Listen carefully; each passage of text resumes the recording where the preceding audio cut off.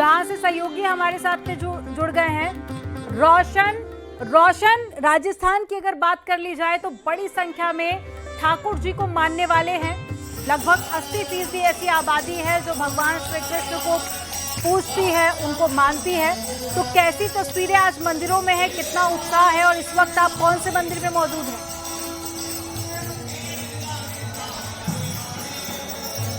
देखिए, इस वक्त मैं मौजूद हूँ जयपुर का जो इस्कॉन टेम्पल है और आप देख सकते हैं कि भगवान गोविंद की जो मनमोहक जो झांकी है वो देखिए यहाँ पर जा सकती है कि जो ठाकुर जी का जो जन्मोत्सव जो मनाने के लिए यहाँ पर हजारों की संख्या में जो श्रद्धालु हैं वो एकत्रित यहाँ पर हुए हैं। तस्वीरें आप यहाँ पर देख सकते हैं कि जो बाल गोपाल नंदलाल है उनका जन्मोत्सव बड़े ही धूमधाम के साथ मनाया जा रहा है। ये कहा जा सकता है कि एक ऐसा जो पर्व है वो आप देख सकते हैं कि यहाँ पर जो श्रद्धालु हैं, भक्त यहाँ पर हैं, वो नाचते गाते जो झूमते हुए हैं वो यहाँ पर जो है वो नजर यहाँ पर आ जाएंगे। आप देख सकते हैं तस्वीरों के अंदर कि किस तरीके से जो अपने कान्हा जी हैं, कहा जा सकता है कि जिन्हें लड्डू गोपाल भी कहा जाता है, आज उनका जन्मदिन किस तरीके से आप सेलिब्रेट करते हैं? हम पूरे विश्वास, मन में उल्लास और जैसे कान्हा जी के आने की आस है उसी में हम मनमोहक उनके रूप के अभी दर्शन करने वाले हैं। तो उतने ही आप यहाँ पर देख सकते हैं कि ये इस्कॉन मंदिर के अंदर अभी जो दूसरी ओर जो वो है कहा जा सकता है कि जो लड्डू गोपाल जी हैं उनके विग्रह का यहाँ पर जो है वो पंचामृत से कहा जा सकता है कि अभिषेक है वो यहाँ पर चल रहा है। और आप इस तरीके से देख सकते हैं कि सैकड़ों की संख्या में यहाँ पर जो है श्रद्धालु यहाँ पर जो है वो यहाँ पर देखे जा सकते हैं कि एक झलक पाने के लिए भगवान की, बिल्कुल एक झलक पाने के लिए जो श्रद्धालु हैं वो आतुर नजर आते हैं। और ये देखिए श्री कृष्ण की भक्ति में लोग इस वक्त लीन नजर आ रहे हैं और भजन इस वक्त हर एक मंदिर में गूंज रहे हैं। और ये अलग अलग तस्वीर आप देखिए, लोग अपने बच्चों को जो बाल स्वरूप श्री कृष्ण है, राधा रानी है, कुछ वैसा ही श्रृंगार करा के मंदिर लेकर पहुंचते हैं और अपने बच्चों में श्री कृष्ण का बाल रूप देखते हैं। मथुरा में आप देखिए यहाँ पर विशेष कार्यक्रम का आयोजन किया जा रहा है, सांस्कृतिक कार्यक्रम का आयोजन। फिरोजाबाद की तस्वीर आप देख रहे हैं, ऋषिकेश से भी तस्वीर आपके सामने है। और ये दो तस्वीरें आप देख रहे हैं, पहली तस्वीर है मथुरा से, भगवान श्री कृष्ण की जन्मस्थली से, और दूसरी तस्वीर आप देख रहे हैं जयपुर से। ये तस्वीरें हैं जहाँ पर मंदिर में सांस्कृतिक कार्यक्रम भी हो रहे हैं और जो श्रद्धालु हैं, खास करके महिलाएं, वो नाचती गाती नजर आ रही हैं और बेहद उल्लास और उत्साह के साथ में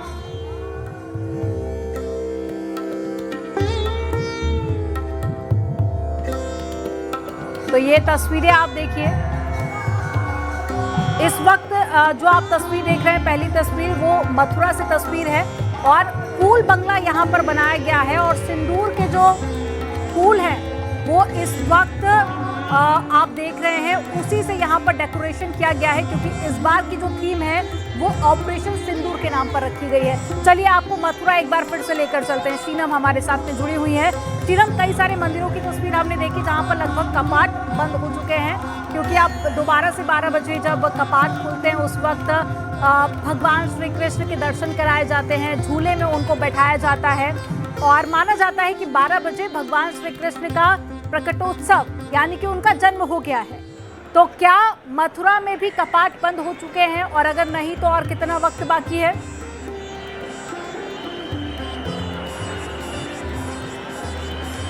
अभी 2 से 3 मिनट बाकी है अमनदीप। यहाँ पर जैसा कि आप तस्वीरों में देख रही होंगी, काफी एकदम से बेचैन हो उठे कृष्ण भक्त जैसे ही उन्हें पता चला कि कपाट बंद होने वाले हैं, तो वो आखिरी तस्वीर ले रहे हैं कान्हा की। आप ये देखिए, सभी के मोबाइल फोन हाथ में आ गए और सभी अपनी अपनी जगहों से उठकर आगे की ओर बढ़ दिए। अभी थोड़ी देर पहले की तस्वीर कुछ और थी और अभी अभी एकदम से तस्वीर बदली है। 2 से 3 मिनट और 11:55 का वक्त है कपाट बंद होने का और उसके बाद की जो तस्वीर होगी वो वाकई बेहद भव्य दिव्य अलौकिक होगी। 11:59 पर होंगे प्राकट्य दर्शन पट बंद और अभी सहस्त्र चरण होगा। प्रक्रिया आप देखिए 11:55 पर आप मुख्य पुजारी को देख पा रही होंगी। मंदिर में ही वो मौजूद हैं और आधी से ज्यादा प्रक्रियाएं हो भी चुकी हैं।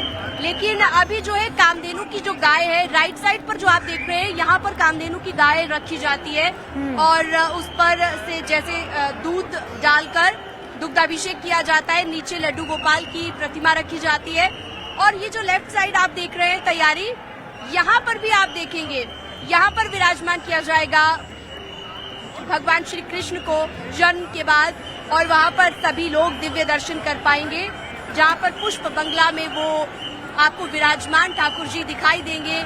तो अपने इष्ट के दर्शन करने के लिए व्याकुल होते जा रहे हैं तमाम श्रद्धालु। आप देखिए जैसे जैसे एक एक मिनट बीत रहा है, अभी 2 से 3 मिनट पहले की तस्वीर कुछ और थी और अब कुछ और तस्वीर है।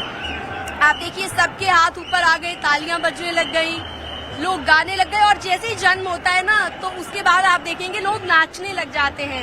ये भगवान श्री कृष्ण के प्रति उनके इमोशंस होते हैं जो बाहर निकल आते हैं और वो जिस तरह से बाकी बर्थडे को सेलिब्रेट करते हैं, वो चाहते हैं कि जब कृष्ण भगवान का जन्म हुआ है, जब उनके इष्ट देव का जन्म हुआ है, तब भी वो इसी तरह से नाच गाकर इससे मनाएं, नाच गाकर खुशी मनाएं।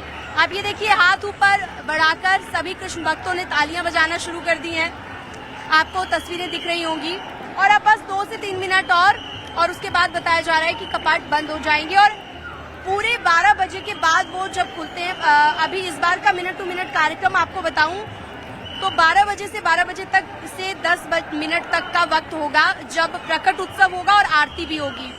तो इस दौरान 10 मिनट का ये वक्त है आरती का और प्रकट उत्सव का। उसके बाद 12:10 से 12:25 तक जो है महाभिषेक, दुग्ध अभिषेक होगा जो मैंने आपको बताया और उसके बाद रजत पुष्प कमल में ठाकुर जी को विराजमान किया जाएगा। जिस पुष्प बंगला की हम बात कर रहे हैं, जो सिंदूरी पुष्प बंगला होगा, जिसमें आपको कान्हा इंद्रधनुषी रंग की जो उनकी पोशाक होगी उसमें नजर आएंगे और साथ ही सोने चांदी की तारों से जड़ित होगी वो। कितना भव्य वो नजारा होगा, आप अभी से इमेजिन कर सकते हैं। अच्छा, अब उसके बाद आगे का क्या रहेगा? 12:45 से 12:50 तक श्रृंगार आरती यहाँ पर होनी है, जो यहाँ का मथुरा का इस मंदिर का मैं कार्यक्रम आपको बता रही हूँ। उसके बाद 12:55 से 2 बजे तक शयन आरती होती है, जो कि आगे का कार्यक्रम रहता है और बीच में कुछ सांस्कृतिक कलाकार भी यहाँ पर नजर आ रहे हैं हमें बैकग्राउंड पर। कई सारे मंदिरों की बताया जा रहा है कि वो भी यहाँ पर कपाट बंद हो चुके हैं या पर्दे डाल दिए गए हैं। शायद इसके पीछे का एक रीजन ये भी हो सकता है कि बड़ी संख्या में लोग मथुरा पहुंचे हुए हैं। एक एक सेकंड बहुत खास होते हैं क्योंकि कंटिन्यू आप वहां पर मौजूद हैं। आप देख रहे होंगे कि कंटिन्यू लोग वहां से गुजर रहे होंगे, एक एक झलक पाने के लिए बेहद आतुर नजर आते हैं। तो शायद यही वो एक कारण है जिसलिए बहुत कम वक्त के लिए पर्दा डाला जाता है और तुरंत ही हटा दिया जाता है, ताकि जो दूर दूर से श्रद्धालु पहुंचे हुए हैं वो भगवान श्री कृष्ण की झलक पा सके।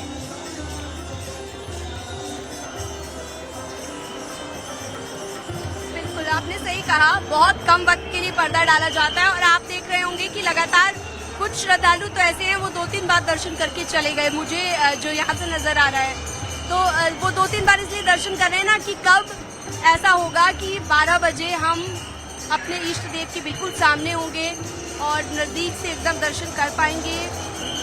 यही इंतजार वो कर रहे हैं और बाकी भी जो लोग बैठे हुए थे नीचे, जो लोग इत्मीनान से इंतजार कर रहे थे, इस्कॉन टेम्पल में वो भी अब उठ खड़े हुए हैं और आगे बढ़ गए हैं। इस्कॉन टेम्पल में गेट बंद कर दिए गए हैं, वो तस्वीर आपने देखी।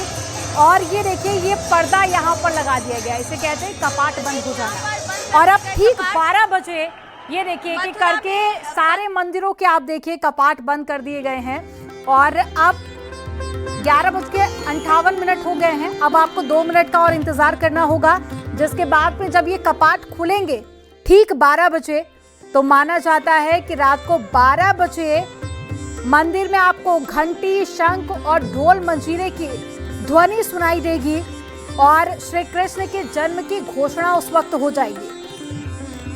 कृष्ण की प्रतिमा को फूलों के जो पालने में बैठाया जाता है और पालने में रखा जाता है श्री कृष्ण की प्रतिमा को, और भक्तों को दर्शन कराए जाते हैं।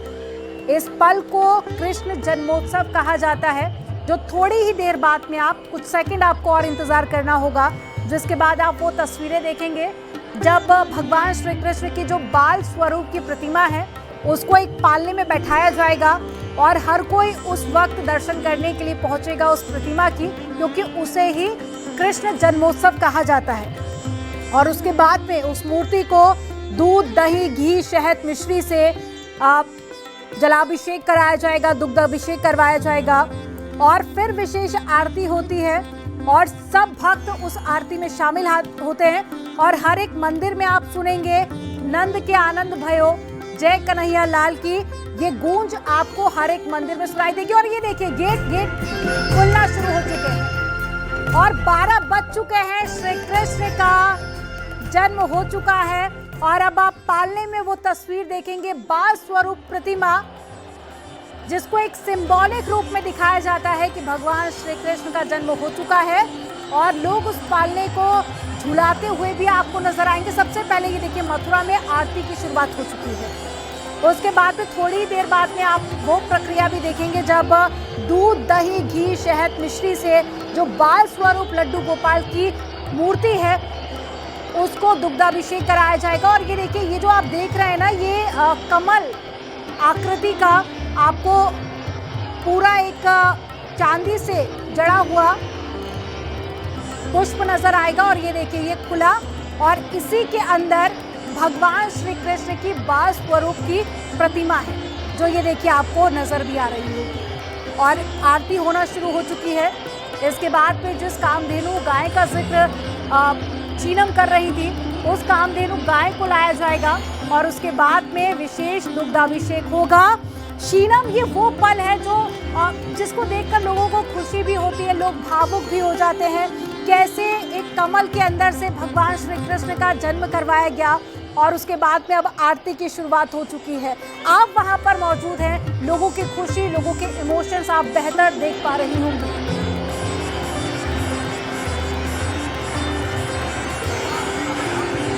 अमन, अगर आप आवाज सुन पाए, इस वक्त आरती शुरू हो चुकी है। 12 बजे से लेकर 12 बजे से 10 मिनट तक का वक्त होगा। यहाँ पर प्रकट उत्सव होगा, दर्शन होंगे, आरती होगी और आप तस्वीरों में देख सकते हैं इस वक्त चरम पर है उत्साह तमाम कृष्ण भक्तों का, तमाम श्रद्धालुओं का। और आप देख सकते हैं जैसे ही प्रकट हुए भगवान, जैसे ही कपाट खुले, उनका उत्साह और ज्यादा बढ़ गया। अच्छा, अभी आरती चल रही है। आरती के दौरान आप देख सकते हैं यहाँ पर और भी ज्यादा भक्त इतने ज्यादा बढ़ते जा रहे हैं क्योंकि हर कोई इस उत्सव का हिस्सा बनना चाहता है। और आरती की तस्वीर तो आप देख ही रही होंगी, लेकिन आवाज भी अगर आप सुन पाए। बिल्कुल बिल्कुल, आरती, ढोल, मंजीरे और ये देखिए ये डमरू की थाप भी आपको दिखाई दे रही होगी और आप इसका एहसास भी कर पा रहे होंगे कि वहाँ पर जो तस्वीरें हैं, जो वहाँ पे माहौल है, वो अपने आप में कितना अलौकिक, दिव्य और भव्य है। इसका अंदाजा आप इन तस्वीरों के जरिए भी लगा सकते हैं। तो ये मथुरा से तस्वीर आप देख रहे हैं।